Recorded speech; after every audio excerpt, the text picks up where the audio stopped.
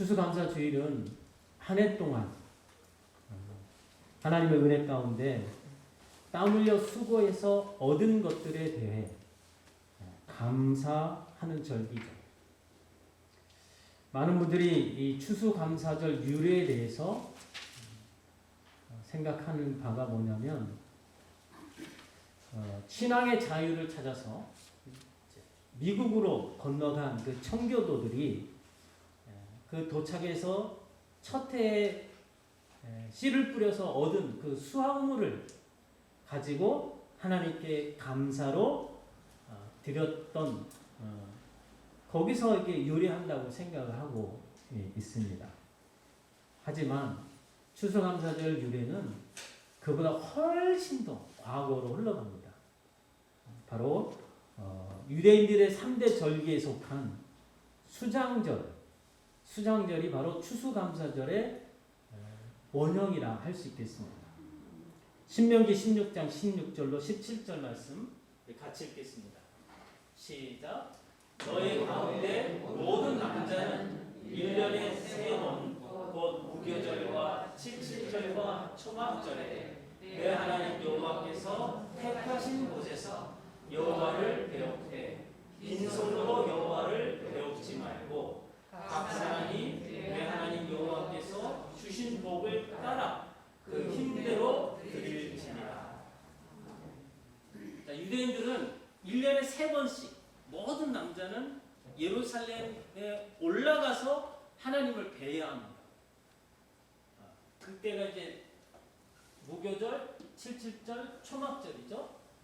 근데 이 초막절이 뭐냐면 수장절이라고도 이렇게 불립니다. 수장절이 뭐냐? 수확한 것을 저장하는 절기입니다.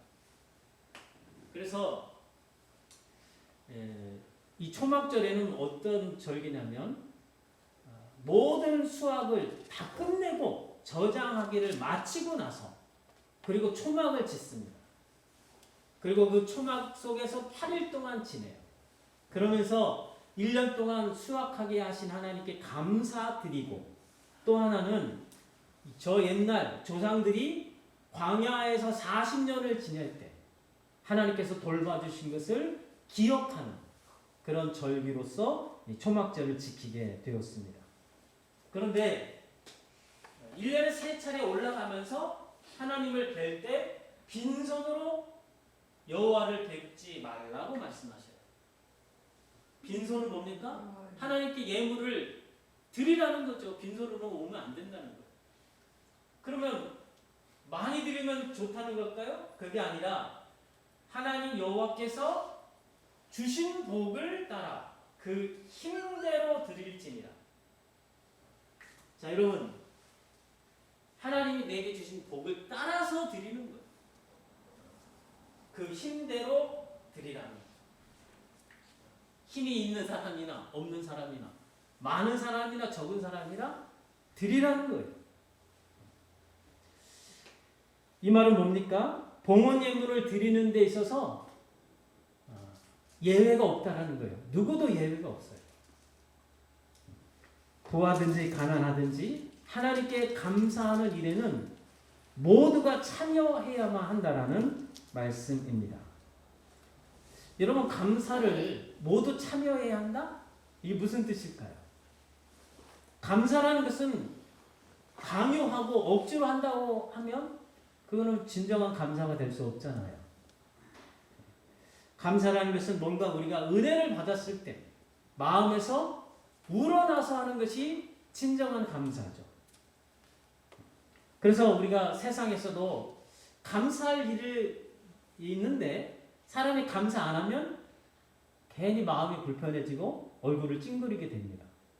하나님께서도 받은 은혜에 감사하지 않으면 기뻐하지 않으셔요. 큰 은혜를 받은 히스기야 왕이 하나님께 감사하지 않았을 때 하나님이 그에게 진노하셨다고 성경은 말씀합니다. 하나님께서 진노하신 이유는 마땅한 감사를 안 하기 때문이죠. 그러면 진노하셨다?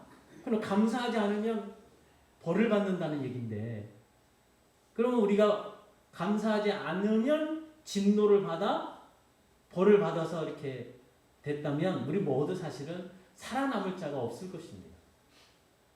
그래서 이 말씀은 감사하지 않는 그 마음 자체가 바로 하나님의 진노 아래 있다라는 말씀이겠죠.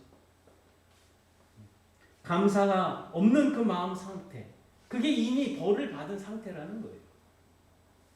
그래서 로마서 1장 21절에 보면 마음에 하나님 두기를 싫어하는 사람의 특징이 나옵니다. 그게 뭐냐면 감사가 없다라는 거예요. 또 디모데 후서 3장 1절과 2절을 보면은 고통하는 그 때에 대해서 말씀해 주셔요. 그 고통이 뭐냐면 칼레포스라는 이 헬라어 단어를 쓰고 있습니다. 근데 헬라어 이 단어가 신약성경에 딱 2번 쓰입니다. 고통하는 세대에 대해서 이렇게 칼레포스가 쓰이고, 또 마태복음 8장 28절에 군대에 귀신 들린 사람의 그 상태를 묘사할 때 쓰인 단어가 이거예요. 칼레포스예요. 거기서는 뭐라고 번역이 되냐면 몹시 사납다고 번역이 되어 있습니다. 그러니까 군대 귀신 들렸으니까 얼마나 사납겠어요. 그래서 마을 사람들과 함께 살지 못하고 무덤가에서 살 수밖에 없었던 그 사람이 나옵니다. 그 사람의 마음 상태가 칼레포스라는 거예요. 고통하고 있고 몹시 사납다는 겁니다. 그러니까 이 말이 뭐냐면 감사하지 않는 마음 자체가 몹시 사나운 그런 상태와 똑같다는 말씀이죠. 그래서 감사는 세상에서는 사람의 됨됨이로 여깁니다. 저 사람이 감사를 잘하냐 못하냐에 따라서 그 사람 됨됨이를 평가를 하죠. 하지만 그리스도인에게 있어서 감사는 바로 믿음의 문제입니다. 감사는 믿음의 눈으로 해석하고 발견해내는 거예요. 따라서 믿는 만큼 감사한다고 할 수 있습니다. 내가 믿는 만큼 발견하는 거니까. 하나님의 은혜를 발견하고 감사하는 것이 되는 거니까 믿는 만큼 감사할 수 있게 됩니다. 다 이것을 또 역으로 감사하는 만큼 믿는 것이다 라고 말할 수도 있습니다. 데살로니가 5장 18절에 우리가 잘 알죠? 범사에 감사하라. 여기서 감사하라고 명령형을 쓰고 있습니다. 여러분, 감사를 명령한다? 이게 사실 이상한 거기도 합니다. 감사를 어떻게 명령한다고 하겠습니까? 억지로 하게 될 수밖에 없다는 거죠. 그러나 범사에 감사하라 이 말씀은 감사를 명령해야만 하는 그 환경에 있기 때문에 그렇습니다. 잘 들어보세요. 여러분, 우리가 기쁘고 좋은 일 있을 때는 절로 감사가 나오죠. 감사를 명령할 필요가 없습니다. 그런데 안 좋은 일, 고통스러운 일을 만나면 우리는 입에서 뭐가 나와요? 원망이 나오고 불평이 나오기 쉽습니다. 바로 그때 감사하라고 명령을 하시는 거예요. 그러면 어쨌든 억지로 감사하라고 명령하는 거 똑같잖아요. 억지로 감사하라고 명령한다고 해서 그냥 마지못해 하는 건 진정한 감사가 아니잖아요. 그래서 범사에 감사하라는 명령은 믿음으로 감사하라는 그런 의미를 담고 있습니다. 믿음으로 감사하라.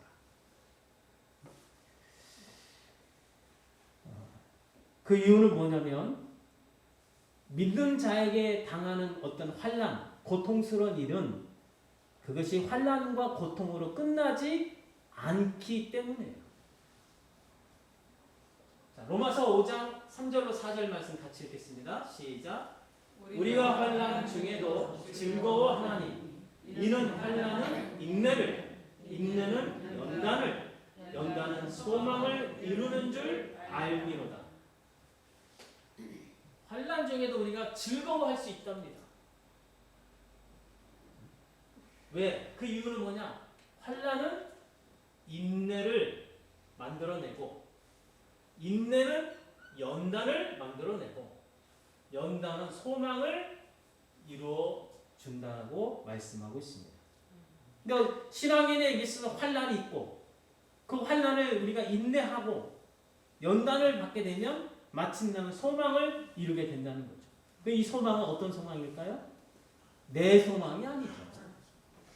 바로 하나님의 소망이 이고 결국은 하나님의 뜻인 줄로 믿습니다. 그러니까 환난을 만났을 때 우리가 인내하고 기다리면 하나님의 뜻이 우리 가운데 이루어질 수 있다라는 거예요. 자, 이 말씀을 누가 하시는 겁니까? 하나님이 이렇게 만들어 주시겠다는 거예요. 하나님께서 환난을 당한 우리를 환난으로 끝나지 않고 마침내 하나님의 뜻을 이루도록 하나님이 인도해 주신다는 말씀입니다. 결국 이 말씀은 무엇입니까? 우리가 어떤 환경, 어려운 환경에 처할지라도 하나님께 영광을 돌릴 수 있다라는 말씀이죠. 이것이 너무나 중요합니다. 우리가 만나는 일들이 안 좋은 일도 있고 고통스러운 일도 있고 환난이라고 말할 수 있는 그런 일들이 많잖아요. 그런 일들 가운데 원망하고 불평하는 것은 쉽죠. 하지만 믿음으로 감사하라는 거예요. 왜? 하나님께서 그 환난이 환난으로 끝나지 않고 하나님의 뜻을 이룰 수 있도록 인도하시겠다고 말씀하시는 줄로 믿습니다. 그래서 감사하는 만큼 믿는 것이라면 좋은 일에만 감사하는 신앙은 별로 큰 믿음이라고 할 수가 없겠죠. 범사에 감사하는 신앙이야말로 최고의 신앙이 되는 줄로 믿습니다. 바라기는 여러분 모두가 범사에 감사하심으로써 마침내 하나님의 뜻을 이루시고 하나님께 영광 돌리는 여러분 되시기를 주님의 이름으로 축원합니다. 자, 오늘 본문 요한복음 보면은 간음 중에 현장에서 붙잡혀서 여자가 끌려옵니다. 상식적으로 생각하면 간음한 여인을 예수님께 끌고 올 일이 없어요. 그냥 유대 법정으로 끌고 가면 됩니다. 근데 왜 예수님께 끌고 왔을까요? 그것은 이 간음한 여인을 희생물로 삼아서 예수님을 시험에서 올무에 빠뜨리려고 했다는 거죠. 그래서 서기관과 바리새인들이 그들이 계략을 가지고 온 거예요. 그 계략은 뭐냐면 모세 율법에 의하면 이 간음한 여인을 돌로 치라고 명령하거든요. 그러면 선생님은 어떻게 대답하시겠느냐 하고 질문을 하는 겁니다. 이 질문이 왜 유대인들에게 있어서 계략이고 예수님을 시험하는 것이 되냐면 당시 유대는 로마의 통치 아래 있었습니다. 그래서 로마 법을 준수해야 했어요. 그리고 로마는 그 피정복 그 나라의 그 자치권을 어느 정도 인정을 해줬습니다. 그래서 유대인들은 로마법 아래에 있으면서 또 율법 아래에 있었다는 거죠. 그래서 만약 예수님이 모세 율법대로 이 여인을 쳐 죽이라, 돌로 쳐 죽이라 이렇게 말씀했다면 로마 법을 어기게 됩니다. 그 당시 로마 법은 뭐냐면 자치권은 어느 정도 인정해 주겠지만 사형을 하는 것은 로마의 법정에서 선고하도록 돼 있고 로마가 처형하도록 돼 있습니다. 근데 지금 모세 율법대로 돌을 던져 죽이라 하면 이게 로마 법을 어기는 거거든요. 이번에는 로마 법을 지키기 위해서 모세 율법을 무시하면 그러면 유대인들에게 있어서는 또 율법을 무시하는 격이 되는 거죠. 그러니까 예수님은 지금 이러지도 못하고 저러지도 못하는 진퇴양난에 빠져 있는 겁니다.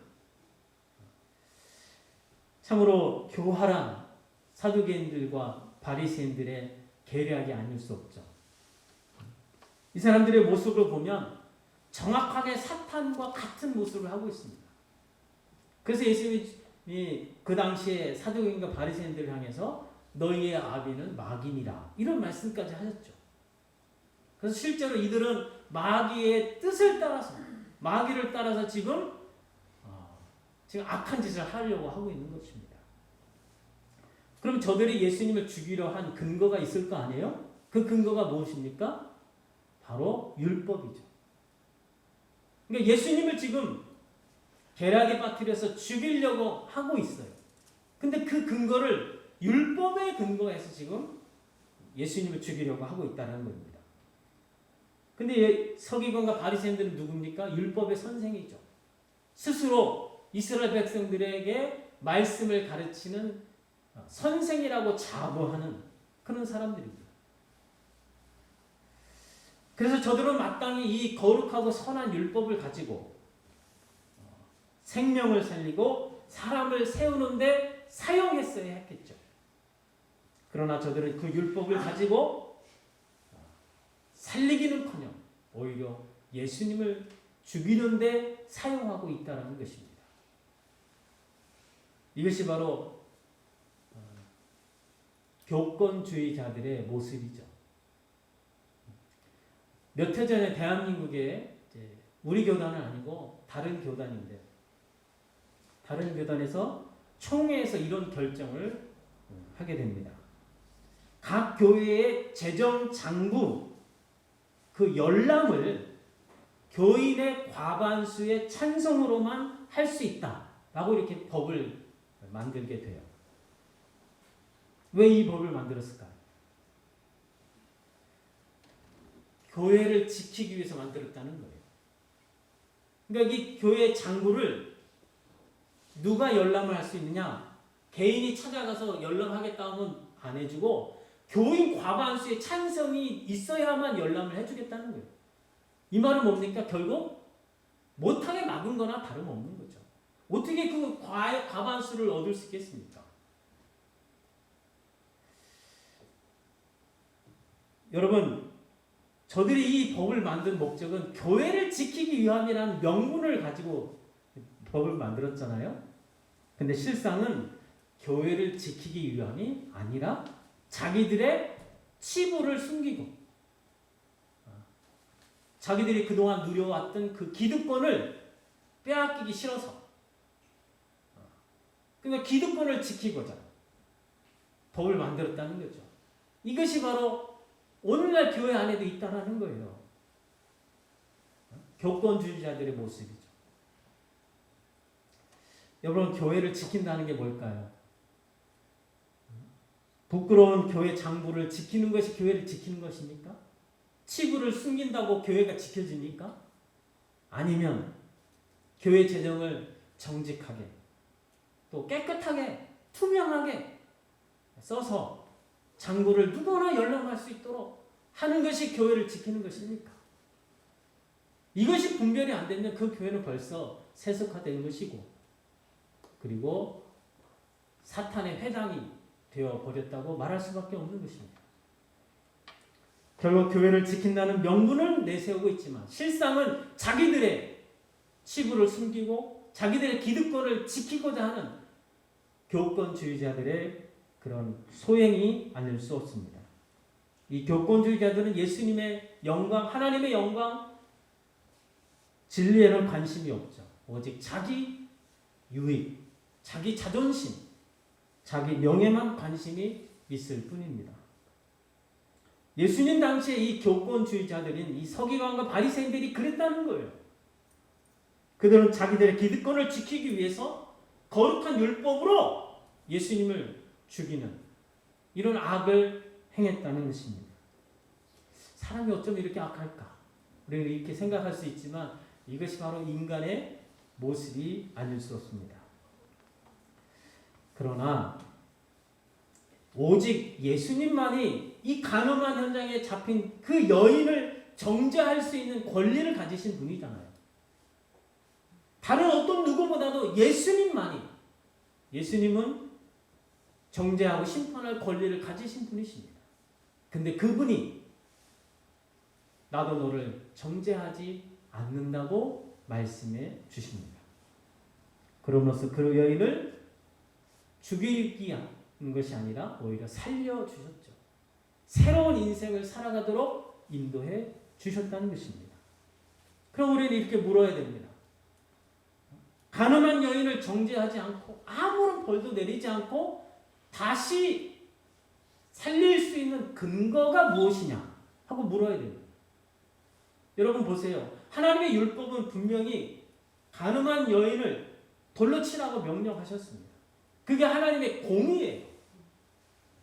만약에 그거를 무시하고 가늠한 여인을 그냥 아무런 벌도 안 하고 그냥 내버려 둔다면 하나님의 공의는 무너지게 되겠죠. 따라서 예수님이실지라도 예수님이 하나님으로서 권세가 있는 분이실지라도 그냥 가늠한 여인을 말 한마디로 정죄하지 않겠다? 이렇게 하는 것이 불가하다는 것입니다.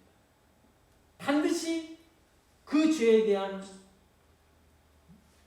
하나님께서 정죄를 물으실 터인데 그게 하나님의 공인데 그냥 아무 말도 없이 그냥 말 한마디로 풀어준다면 하나님의 공의는 세워질 수가 없다는 거죠. 출애굽기 34장 7절을 같이 한번 읽겠습니다. 시작. 인자를 천대까지 베풀며 악과 과실과 죄를 용서하리라. 그러나 벌을 면제하지는 아니하고 아버지의 악행을 자손 3, 4대까지 보응하리라. 자, 하나님의 인자, 사랑이죠. 인자를 천대까지 베풀어 주십니다. 누구에게? 회개하는 자에게. 회개하는 자에게는 악과 과실과 죄를 용서해 주십니다. 그러나 벌은 면제하지 아니합니다. 그 죄는 용서해 주셔요. 그렇지만 그 죄에 대한 벌은 하나님이 반드시 물으시겠다고 말씀하는 겁니다. 이렇게 하는 이유는 벌의 고통을 통해서 다시는 죄를 짓지 말라는 하나님의 뜻이 있겠죠. 이것이 바로 하나님의 공의입니다. 따라서 가늠한 여인도 죄를 용서해 주실 수 있어요. 하지만 벌을 면제하지는 않는 것이 하나님의 공의입니다. 근데 예수님 지금 벌까지 면제해 주시고 다시는 가서 죄를 범하지 말라 하고 풀어주시잖아요. 이렇게 할 수 있는 근거가 있어야 된다는 거죠. 그래야 하나님의 공의를 지키는 거잖아요. 따라서 가늠한 여인을 정죄하지 않고 살리기 위해서는 이 가늠한 여인이 받아야 할 벌, 그 벌을 대신 지고 벌을 지어주는 사람이 있어야만 되는 거죠. 그것이 바로 예수님께서 행하신 일이십니다.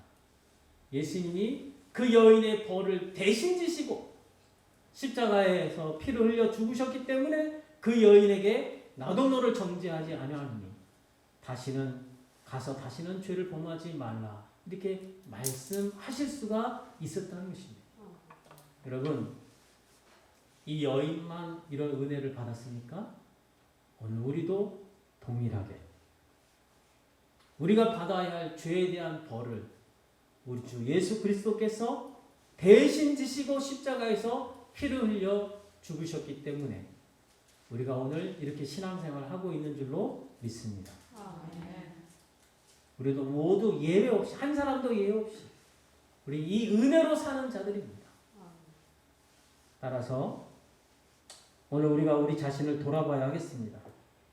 우리 안에, 우리 공동체 안에 이 서기관과 바리새인들의 영, 그들의 영이 오늘 우리 가운데 역사하는지 아니면 예수 그리스도의 영, 살리는 영, 세워주는 영, 이 영이 우리 가운데 역사하는지 우리를 돌아봐야 하겠습니다. 오늘날 서기관과 바리새인들은 누굴까요? 내 성경 지식이 최고이고 내 신앙이 1등이고 내가 신앙생활하는 방식이 가장 옳다고 생각하는 사람이 아닐까 이런 생각을 갖습니다. 그 사람의 입에서 나오는 말들을 보세요. 목사님이 왜 그러냐? 장로님들은 너무나 믿음이 없다. 권사님들은 너무 수준이 낮다. 집사님들은 너무나 깡통이다. 교회가 사랑이 없네. 이래서 안 되네. 저래서 안 되네. 칼만 안 들었지. 그 입에서 나오는 모든 말들이 사람을 죽이는 그런 말들이 나오고 있는지 우리가 자신을 돌아봐야 한다는 겁니다. 가늠한 현장에서 붙잡힌 여인을 향해서도 예수님은 나도 너를 정죄하지 않겠다. 그러면서 그 여인을 살려주시고 다시 기회를 주셨습니다. 우리도 동일한 은혜를 받았다면 우리도 예수님을 따라서 그러한 모습으로 살아가야 할 줄로 믿습니다. 우리가 가진 지식, 여러분이 갖고 있는 연륜, 또 여러분의 믿음으로 누구는 이래서 잘못이고 누구는 저래서 안 된다고 이런 칼질을 하는 것이 아니라 형제의 허물이 보이면 그 약한 모습이 보이면 묵묵히 기도하시는 가운데 그의 짐을 대신 짊으로써 그를 살리고 세워주는 그런 복된 공동체가 되는 보성 우리와 교회가 되기를 주님의 이름으로 축원합니다. 아멘. 여러분의 입에서 나오는 말이 어떤지 잘 살펴봐야 해요. 형제의 허물을 덮어주는 그 사람을 통해서 교회 공동체는 세워져 가고 튼튼히 성장하게 될 줄로 믿습니다. 보성 우리 교회가 남을 향하여 돌을 던지는 그런 교회가 아니라 축복하는 말, 용서하는 말, 격려하고 세워주는 말을 통해서 주님의 뜻을 이루어나가는 그런 복된 공동체가 되기를 주님의 이름으로 축원합니다. 생명의 하나님, 오직 주님의 말씀만이 우리를 살리는 생명이요 진리인 줄로 믿습니다. 바라옵기는 지적하고 비난하고 심판하기보다는 용서하고 살리고 세워주는 저희들이 될 수 있도록 인도하여 주옵소서. 지금은 우리 구주 예수 그리스도의 은혜와 하나님 아버지의 사랑하심과 성령님의 교통하심이 생명의 말씀으로 사람을 살리는 자들이 되기를 소망하며 세상에 나아가는 주님의 백성들 위에와 또 멀리서 기도함으로 함께 동참하기를 소망하는 지체들 위에 이제로부터 영원까지 함께 하옵시기를 축원하옵나이다.